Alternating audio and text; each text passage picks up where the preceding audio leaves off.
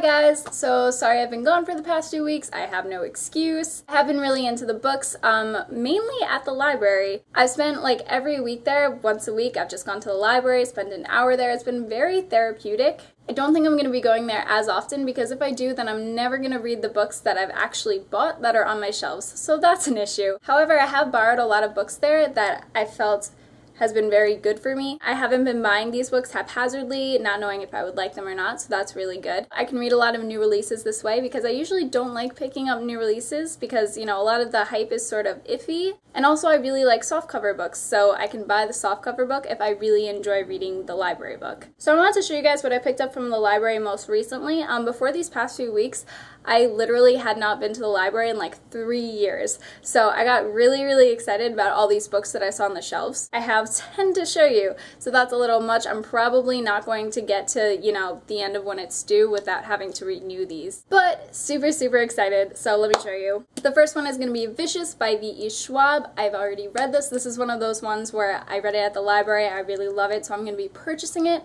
So good. I had not read any Victoria Schwab before this, but I have the archived on my Kindle, so I'm probably going to be picking that up soon. Next one, I literally just finished this like 2 hours ago, and it's Love Letters to the Dead by Ava Delara. This one they actually didn't have at my library, but they had one at like a town over. Something really cool that they do at my library is you could like kind of search for it on the computer, and then if they don't have it at your library, then you can request it from another library and then you could pick it up at your own. Did not know that 3 years ago. Super cool. And this is another one that I will be purchasing because it was really good. Next one I'll show you is Ashes by Isla J. Bick. She also wrote White Space, which is sort of a new release. It came out about last month and it's been compared a lot to Inception. I've heard that she's a really good author, so Inception is probably not something that I want to go for as far as like my first read for her. That just seems like it'll be confusing. I'm not about to go there. But maybe I will pick up White Space after I read this, if it's super good. This is the first part of a trilogy. It seems like a very typical dystopian trilogy. It's 3 kids in the future, you know, everything is destroyed, they're trying to conquer it,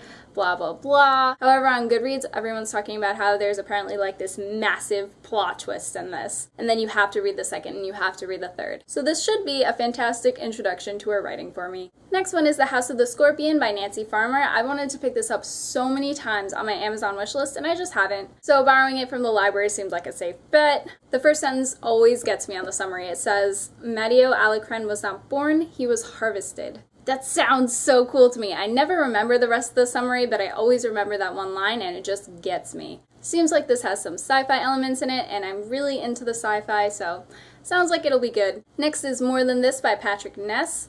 I do have The Knife of Never Letting Go on my shelves. I picked it up a few months ago, I believe. I really do want to get to that one because I've heard that it has a fantastic narrator, but this plotline seems like it's more up my alley. Seth drowned and then he wakes up and he's in sort of this middle ground. He's not dead, but he's not alive, and I love books like that. Apparently this one also has like a really big plot twist in the end, and the ending is what makes you love it. So definitely looking forward to this one. Next is Lucy Christopher's Stolen. I see this on a lot of people's favorite shelves. Apparently everyone just really loves this book, and it seems like something that I would enjoy as well because it's a contemporary, of course, and it's one of those really sad contemporaries. This one, a girl was stolen from the airport and she's writing letters to the person that stole her, I believe. I don't know if she's still under his captivity or not, but this still seems really exciting. Next, The Winter's Curse by Marie Rutkowski. This is also a semi-new release. It came out a few weeks ago. It's a fantasy, which kind of freaks me out because I'm not really into fantasy. It's sort of like a touch and go for me. However, the plot seems really interesting because there's this girl narrator and she wins a slave. However, the slave becomes her love interest. And just the fact that it's a girl narrator and the love interest is going to be like sort of on a lower scale than she is, it just seems really interesting and I want to know the story. Next is the one that I'm probably picking up next. Amy and Roger's Epic Detour. After reading Love Letters to the Dead,